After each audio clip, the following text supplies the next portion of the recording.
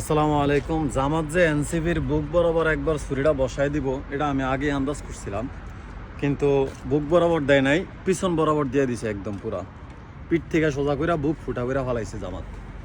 এখন কেন বলছে এই কথা, পুরো ভিডিওটি একটু দেখেন।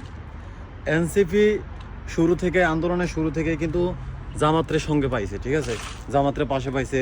এমনকি আন্দোলনের পরে যখন সরকার ফালাই দিছে তখনও জামাতের পাশে পাইছে, বিএনপির পাশে পাই নাই, যার কারণে সবার সমর্থন জামাত পাইছে এবং জামাত এই সুযোগটাই কাজে লাগাইছে।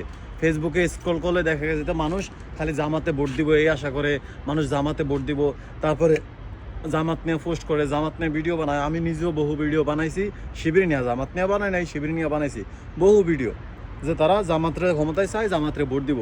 কিন্তু জামাত যে চরিত্রহীন, জামাত কাজটা করছে কি, একটা দল এত বড় নিমক হারাম কেমন হইতে পারে? আসলে কি, আমরা জামাতরে যতটা ভালো মনে করি অতটা ভালো না। এরা পাকিস্তানের বীজ, তো এরকমই চলতে আছে।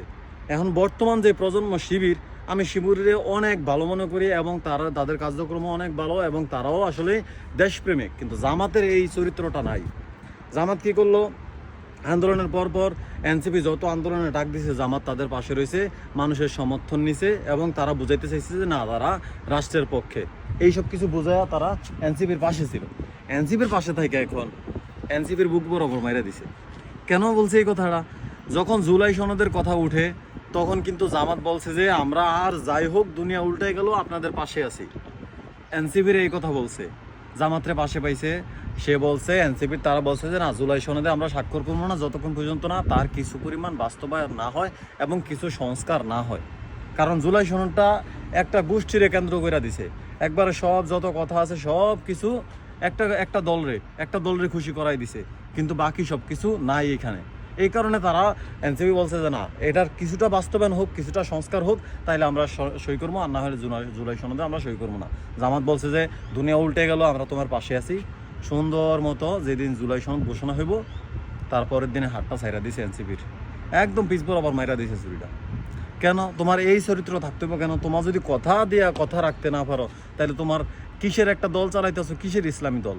তোমার তো বন্ড মুনাফেক। কারণ একটা ইসলামী দল কিভাবে এই তাদের কথার ওয়াদা বরখেলাপ করে? একটা ইসলামী দল কিভাবে পূজা মণ্ডপে গিয়া কয় মুসলমান আর হিন্দুর ধর্ম প্রায় একই, তারা একজনেরই পূজা করে, একজনেরই ইবাদত করে? কিভাবে বলতে পারে এসব কথা?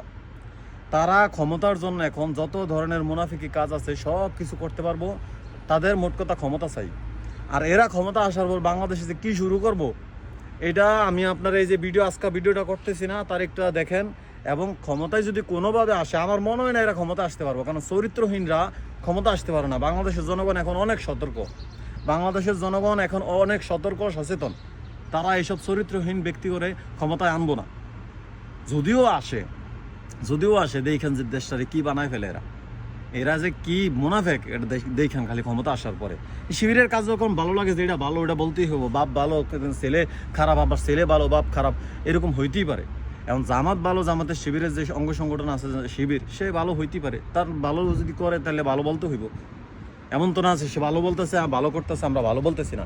কিন্তু জামাত যেগুলো করতেছে না, একদম মুনাফিকি কাজ, বিশ্বাসঘাতকতার মতো কাজ, মানে এটা চরিত্রটাই এরকম। যাই হোক, ভালো থাকবেন, জামাতের কেউ কষ্ট পায় না। আপনাদের আসলেই